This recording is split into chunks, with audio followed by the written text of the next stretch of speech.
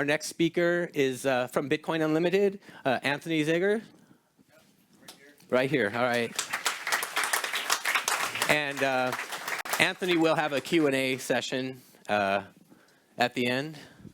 My name's Antony Zegers. I'm going to be trying to give a talk about what I call market governance. Basically, it's about how Bitcoin as a protocol is governed, which is there's a lot going on in there. I'm just going to try to basically give a high-level overview and look at different incentives and how the whole system works, and kind of advocate for embracing an approach where the market, we embrace market incentives, because this will work better and it will allow whatever your goals happen to be, that will allow you to achieve them more effectively. Okay, good, it works. I just want to touch on something Jihan mentioned about software project governance. So he mentioned you can have benevolent dictatorships or some kind of design committee. And if you look at what's been going on the last several years with Bitcoin Core, they have a governance process. So they have a software project. Maybe it's a design committee or whatever the process is, or some kind of consensus type system. But you can see that that's a separate thing from how Bitcoin as a protocol is governed. They have proposed a roadmap, but we can see that it's not really playing out exactly according to that plan. Maybe that is to some degree, but so there's something else going on there. And Jihan mentioned it's sort of a social agreement. I call it more of a market, but the goal of my talk is to essentially go through that, look at the details of how that works, and try to figure out how we can accomplish our goals. So it's a difficult problem, because there's a lot going on here, and we can disagree on things. For example, should it be like a digital gold? Oh, thank you. That's better. You know, what properties do we want it to have? So that's what the governance is about. How do we decide these properties? Should it be digital gold? Should it be something where you pay for your cup of coffee? And there's all kinds of different arguments on both sides. So I'm going to essentially try to take a step back and look at the whole big picture and how this all works. There was a really good article by Daniel Krawitz. I think he wrote it about a year or two ago, about looking at money as a form of reciprocal altruism. So basically what he did is considered, you know, if you look, reciprocal altruism is a well-developed theory in biology and game theory, where, you know, a lot of social animals will benefit from cooperating with each other, and including humans. So there's a huge benefit to providing something for someone and then them also giving you favors. And all animals that do this have developed systems to keep track of this. So you want to make sure that if someone's contributing, then you get something back. Because there's a huge incentive to cheat also. And this is also the same thing as the prisoner's dilemma. It's the classic prisoner's dilemma in game theory. So as people cooperate, it creates a huge amount of value that is there. And there's a huge value to that, but there's even more benefit if you can just take the value for yourself and not contribute. So what this means is that every time you have cooperation, there's always an incentive for the so-called defectors. And I'm going to use the term defector in this talk, just because that's the prisoner's dilemma way of talking about it. So you can see it's basically because of this, there's a lot of talks. Often you'll hear people say, oh, we should just use a scientific process. We should just look at the data and make the decision. First of all, it's hard because not everyone necessarily agrees. Like I already mentioned, the digital gold versus, you know, a small payment network thing. But then on top of that, we don't even know if everyone we're discussing this with is even on the same page. Maybe because the people who are the defectors, so-called, they have to pretend to be on the same team as us. They have to pretend to be cooperators because they want everyone else cooperating, but they want to siphon off some value without contributing. So this is a big problem, and this is the problem that needs to be solved. And Bitcoin hopefully can help do this. So I just want to touch on this block size debate, because this can be viewed through this lens that both sides essentially can be seen as a way of dealing with this problem. So from the small blocks point of view, they see an issue of, if you have a lot of centralization, maybe there's a technical risk that these nodes could be captured if not everyone can easily run it. And then somehow that could be used as a choke point where people could co-opt it and kind of siphon off value away from the users in some way. So that's one point of view. And also same thing from the big block side, but maybe that's more of an economic risk, where you see that if the blocks aren't big enough to handle all the transactions, people transacting on chain, then you create a situation where people can't access the blockchain easily, can't hold their own coins, they have to go through intermediaries and stuff like that. So that also creates an issue, a problem. So that's just kind of the context of where we're operating. So what I'm going to try to do is just look at the incentives, because we can start arguing about all these details once we get into, you know, whether it should be digital gold or what the trade-offs are, because everything has a trade-off. There's benefits and costs to everything. And so it's difficult, yeah, like I mentioned before, it's difficult to go through this because you don't even know if you're arguing with someone in good faith or not, or what's going on. So basically, if you think about digital gold or peer-to-peer electronic cash, the common thing that we all can agree on, hopefully, is that we're trying to enable cooperation and limit the amount of coercion or limit the amount of siphoning off. So I'm just going to try to look at the dynamics of the system just from that point of view without making any assumptions beyond that, and then see where we get. So there's an idea in public choice theory, which is essentially the economics of political systems, where often there's a problem with governance structures where you have distributed costs and concentrated benefits. So this often happens where you have some kind of centralized system that's controlled at a point that can be captured, and then there's a huge incentive to capture that control, and that's a good argument for decentralization. So, but the point is that the value created by the cooperators is very diffuse. It's spread out amongst a large number of people. And the value that's created by or that can be siphoned away will be concentrated in a small number of people. So that's just a concept from public choice theory. The other point is that if you think about reciprocal altruism, the value, if you have a system where you have 100% of people cooperating, when you start having the so-called defectors who siphon the value away, they can never create, the system as a whole will never be more valuable, because only the cooperators create the value. So anytime you have a system where essentially the more defectors you have in the system, the lower the whole value of the whole thing will be. So where we get from this is that the value created by enabling the users to cooperate with each other is very diffuse, but it also is the highest value we can have. So in the context of Bitcoin, what does this mean? That's represented by the Bitcoin price. So essentially, the maximum, when we have a situation where we maximize the amount of cooperation that we enable and minimize the coercion or the siphoning off, will maximize the Bitcoin price. So this gives us an idea of how we could govern the system. So basically, whatever makes the price of Bitcoin highest should be aligned with maximizing the amount of cooperation. So when determining all these trade-offs, for example, what's the trade-off between block size and decentralizing nodes versus enabling on-chain use? We should just say, okay, whatever maximizes the price of Bitcoin is the path we should follow. Okay, so that sounds kind of simple so far, but how do we do that? It's not easy. You can't just appoint someone to decide what will give the most value to Bitcoin. It's a market process. So at this point, that's the kind of background. I'm going to go through some of the mechanics of how this would actually work, how it does actually work, and how it could work even better in the future. So basically, what are we talking about? When I'm talking about governance,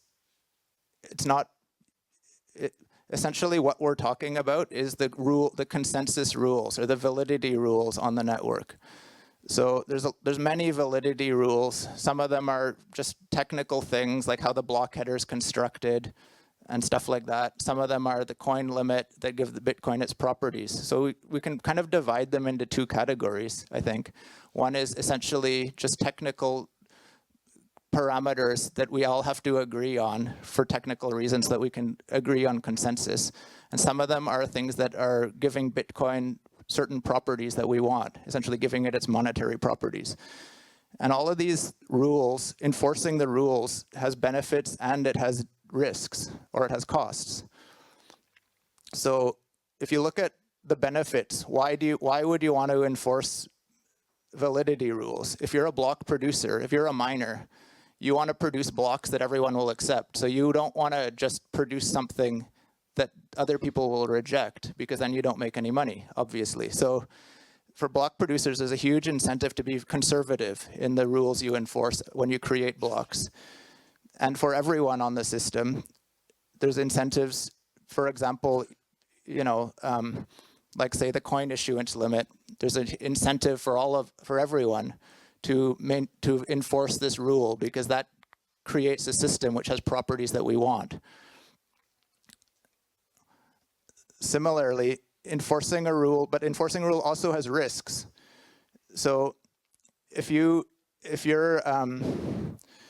say you're a miner, same thing. If you enforce rules that are overly strict, you may fall out of consensus. So if you decided you think blocks are too big, you want to enforce a 500 kilobyte limit, that's very risky, because you'll fall out of consensus with everyone, and that won't be good for you. If you think of something like for example, UASF is a good example of that. But even things that are less controversial, for example, the block size limit at 1 megabyte. There is some risk that's still there, even though right now it's probably pretty low. If the community decides to produce bigger blocks and the hash rate majority and the economic majority and everyone produces bigger blocks, if you're still enforcing that 1 megabyte limit, you're putting yourself at risk. Whereas right now you can accept bigger blocks as long as you're not producing blocks. And there's essentially no risk to doing that. You'll follow the longest chain. And similarly, just in terms of the properties of the system, there's also risk that people who think big blocks are a good idea. We might think that enforcing the rule could harm the properties of Bitcoin in this case. So that's also a possibility. So this is essentially, how do we decide what these rules should be? So what I'll call naive market consensus, or the simplified kind of mental model of how you can imagine this working. Basically, for each rule you have, you could split into two versions of Bitcoin. And then you would have you could have a chain split and have two versions, and then just see what the market values more. And then everyone could agree, okay, this one is the more valuable version. Let's go to that. In practice, we don't want to do this for every possible block size limit, thousands of times to find out what's the best block size limit, which has the highest values. It's a bit impractical and very disruptive. So in practice, it takes a more indirect form. So I'll go through a few of those. One of them is essentially just threatening a chain split. So you can imagine anytime you enforce a validity rule, that's threatening a chain split. You're saying, if the block I receive doesn't comply with these rules, I'm rejecting it. I just want to make a slight side point here. I'll call it a myth. The terminology is very confused. A lot of people think hard fork means chain split and soft fork means no chain split. That's not really the case.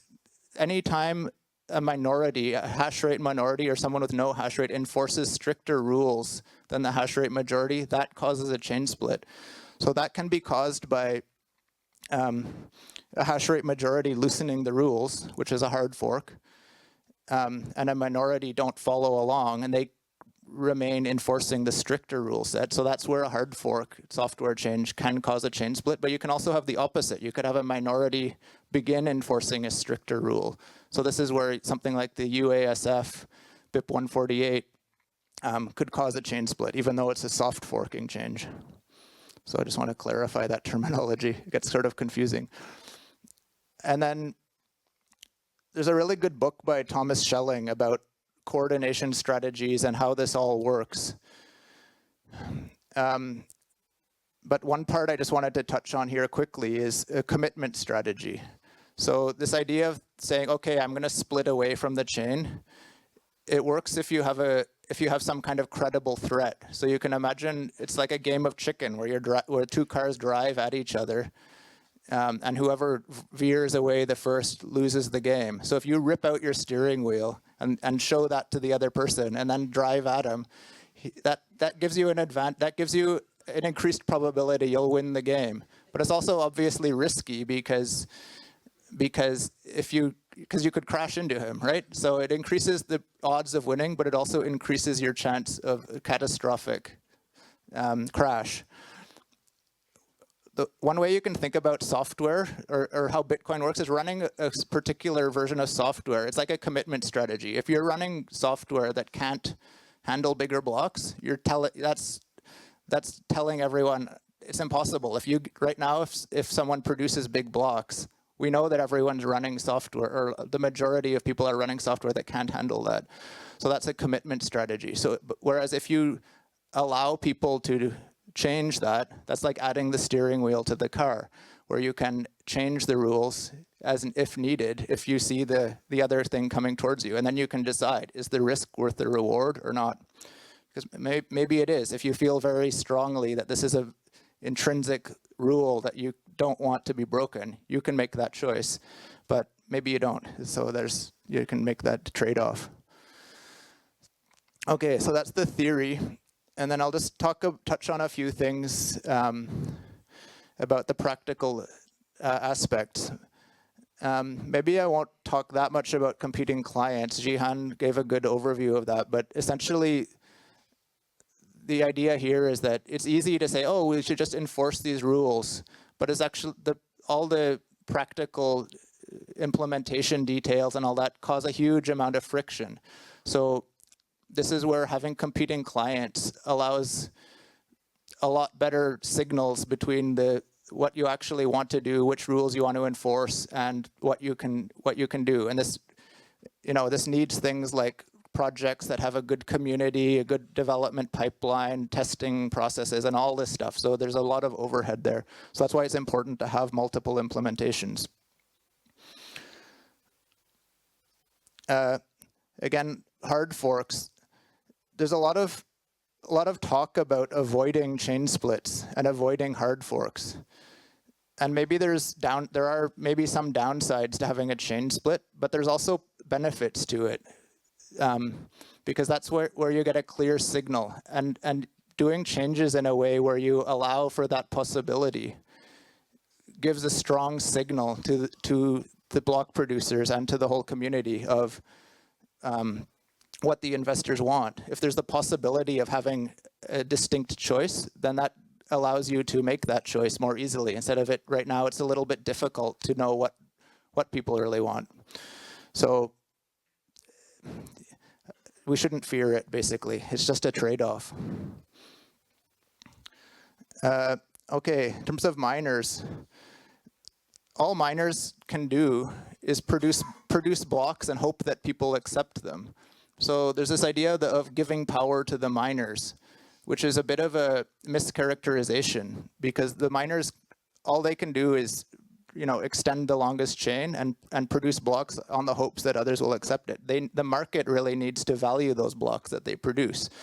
So one way of looking at it, which I think is maybe more accurate, is that the miners kind of have to be responsible stewards. They have to do a good job predicting what the market wants. And if they don't do a good job at that, then they could lose money, possibly. Anyway, so I just wanted to comment on that. And then the kind of logical conclusion to all this is to have actual prediction markets. So instead of having to actually go through all the disruption of splitting the blockchain into 2 versions and trading it and see which one has more value, let's just plan it out, allow investors to bid on the 2 versions, and then we don't even have to bother going through all the motions. We can just say, okay, this one has more value. Right now, it hasn't really been done in a way where we can get that clear signal yet. There's prediction markets, which give you the odds of different chain splits happening, which is different. You need something where the investors can try to predict the value of the 2 different versions that would be produced. And in this way, you could provide a link from the incentives, from the people who value the coin, the investors, to the miners and everyone else. Okay, so this is my future vision of how things, if you embrace this idea, this is some of the ideas that I'm going to make the case for, or that I hope I've made the case for. So I've said that the value is created through decentralized holding of lots of small people. That means that people need to be able to hold their coins on the network. So this means big blocks and enough unspent transaction outputs so that so that economically the value can be spread around to a large number of people. Yeah, just as a side point, you often hear people talking about the UTXO set and problems with having it big, but there's also benefits. That's the ledger that people hold their coins on. So if we want to grow Bitcoin to a massive system with global adoption, enabling cooperation, we need the UTXO set is what enables that. Competing clients, again, decentralized development, avoid capture by any one team and allow choice from investors, and hard forks, or at least possibilities of chain splits. So this just allows the investors to have their voice be clearly heard. So we shouldn't shy away from that. And I think that concludes my comments. If anyone has questions.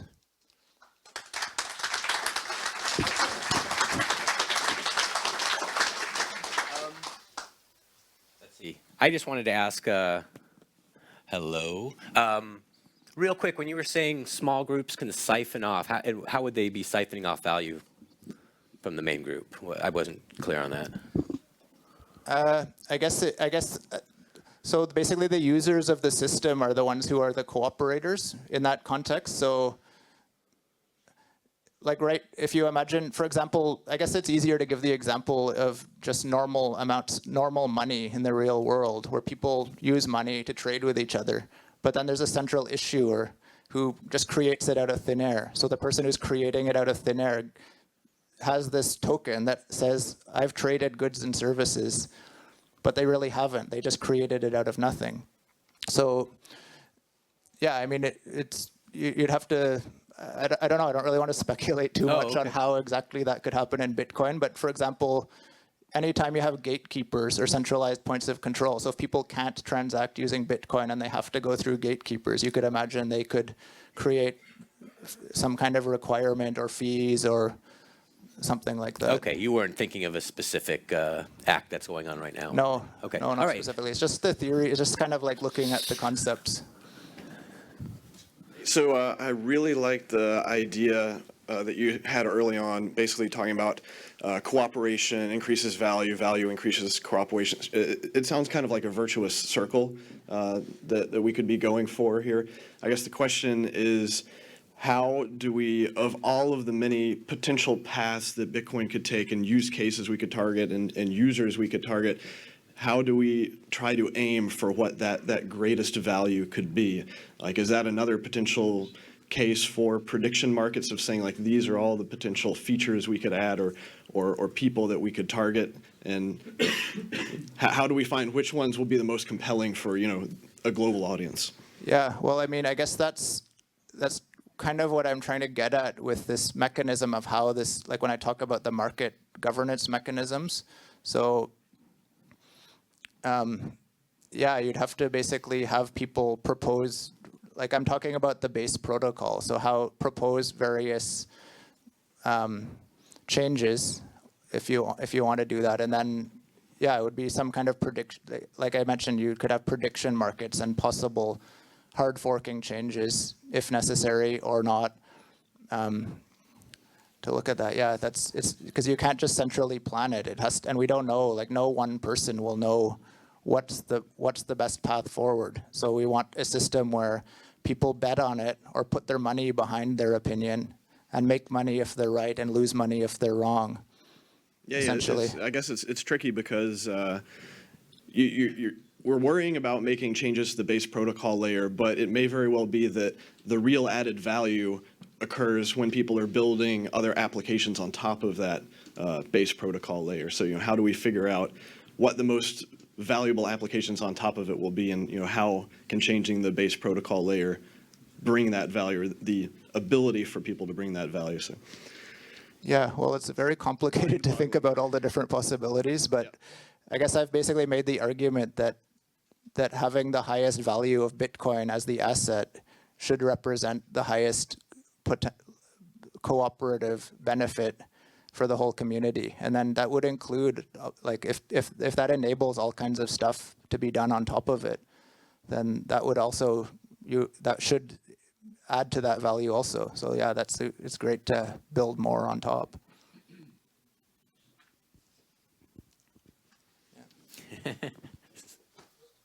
Thanks. First, great talk. I really enjoyed it. And I agree with everything you said, but I'm going to play devil's advocate for a second here. Okay. So you're assuming that the market is wise. And in a way, you're also, trying to maximize value just over the short term and maybe not so long-term thinking. Like, for example, maybe the market values some change highly, but once it happens, the market realizes it was bad, reverts the change, and now Bitcoin is in a worse position than when it began. So I think in a way this is maybe what Blockstream Core ideology is, that, well, the market is stupid. They can't be trusted to give the proper value for changes. And what we need is a wise group of technical experts that can be thinking more long-term and doing more long-term central planning that we can't get with this decentralized market mechanism. So do you have any comments on that? Okay. I mean, I guess basically that's possible. Like, this isn't a guarantee, right? We don't know. If we knew that there was some person who was so wise that everything they chose was correct, maybe that would work. All I'm looking at is the incentives. So, and I'm saying if you empower a group to have centralized control in such a way, there's always an incentive to siphon off some value for yourself. And I think if you look at things like central banking or normal money, that tends to happen. So that incentive is always there, and it never goes away. So, and also the market isn't perfect, but at least when it makes a mistake, the people who bet on that choice will lose their money and lose influence going forward. Mm-hmm. So yeah, nothing's perfect, but maybe it's better than the alternative, I guess I could say. Yeah, I mean, for me, I agree. Like, if you're not trusting the market, then you really don't believe that governance through decentralization is possible. So yeah, I agree with that. All right. I see one further back there. All right. Hey, what's testing? Hey, Theo Goodman. Just interesting talk. I would say that we do have market governance. We don't live in a vacuum. We have market. This is it. So I want to ask you, how do we not have market governance now? And as far as the betting, I kind of agree with you. But the thing is, I think that the guy up there mentioned it too. A lot of times when there's a big favorite, so everyone is betting on that, that's when the people betting on that are wrong. So they're not, so in the general, when people bet on things and there's a heavy favorite and everyone is like, yeah, that's the one. A lot of times the public is wrong then. So they didn't make the correct choice. They just thought they wouldn't be wrong, they wouldn't lose their money, but they weren't thinking about what is the best choice in that sense. You see what I mean? I think I understand the question.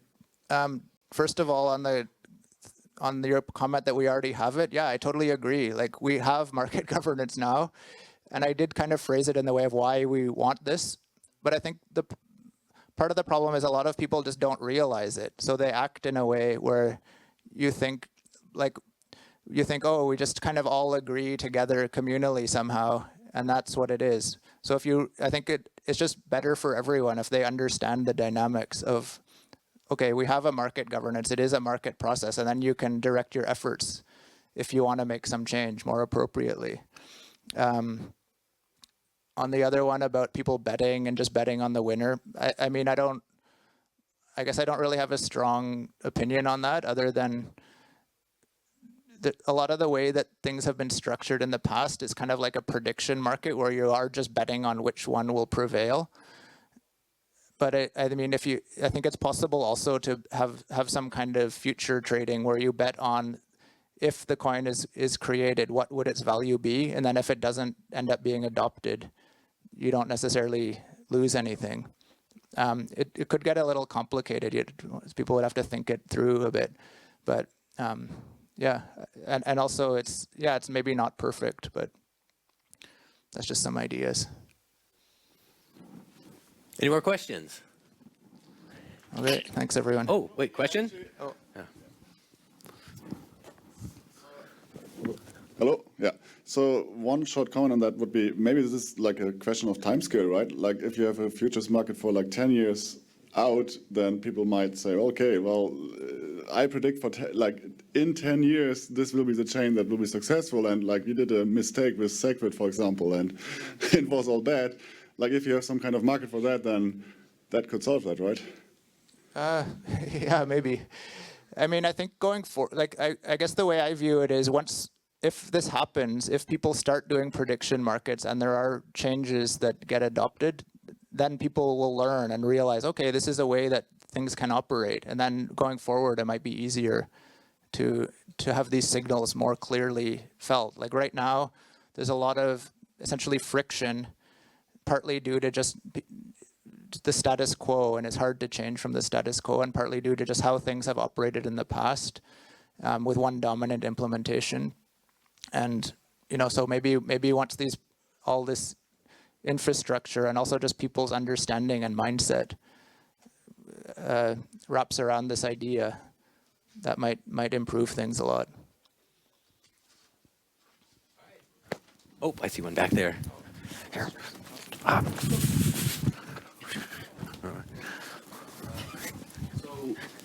One thing that I think is a little interesting about this idea is that it's kind of ironic that essentially at the base of it, what we're saying is the way to provide sort of a virtuous cycle into a decentralized system that is trying to replace money is to insert money betting, because that's essentially what those future scenarios are. It's people placing monetary bets, right? So I'm sorry? It's proof at stake. Yeah, I mean, but my point is that the one sort of, I've been trying to think about, there's one thing that kind of bothers me a little bit about the idea, right? The philosophical fundamentals of it, I think, are good. Okay. The piece of it that is concerning is that it turns the control over what happens with this environment back to fiat money. And we all know that the fiat money game is not fairly distributed, right? So, and maybe I'm missing something there. Maybe you have a thought about that already. So for example, I'll give an example of what I'm thinking about, right? So for example, we all know that Silicon Valley is very sheepish, right? So whoever, if KPCB starts to bet on idea X, 80% of all Silicon Valley starts to bet on that. Whether or not they actually think it's good, it doesn't matter. I think somebody else said it before. People start to bet on what they think is going to win, regardless of whether that's a good idea or not. So are you saying you think this will balance itself out because they will lose enough money to stop that? Or is there another mechanism that you have in mind that would balance that out?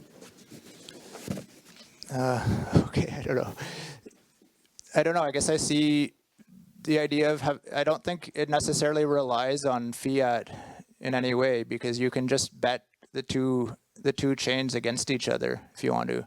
So essentially, it could be just denominated in Bitcoin, and the two versions you're creating. Like, I mean, at the end of the day, the value is just subjectively determined by everyone and what they're willing to trade their goods or services for, or their other currencies or other assets.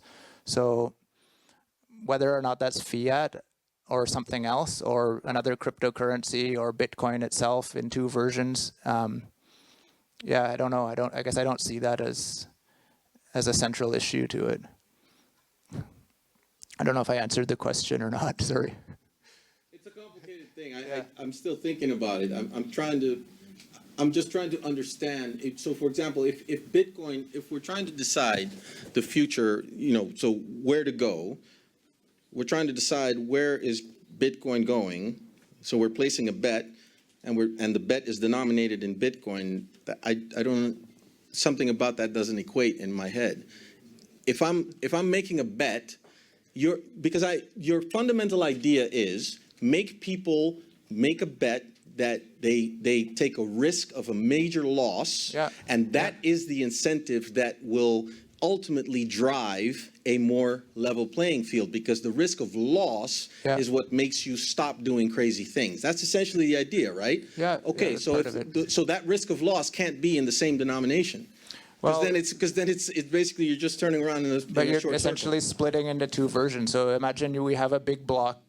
This chain splits into a big block version and a small block version. You could say, okay, I'm going to trade all my small block Bitcoins for big block Bitcoins. So I'll double the amount I have on this one chain if they're trading at par, and have 0 on the other chain. Then if the chain that you put all your money into, or your Bitcoins, has no value in a couple of weeks or whatever, then whatever you denominate it in, it doesn't matter. You go to buy a piece of pizza, and it has no value. So, yeah, like whether that's denominated in whatever asset or currency, I don't think is central to it. Yeah. But Thanks, everyone. all right. Thank you, guys.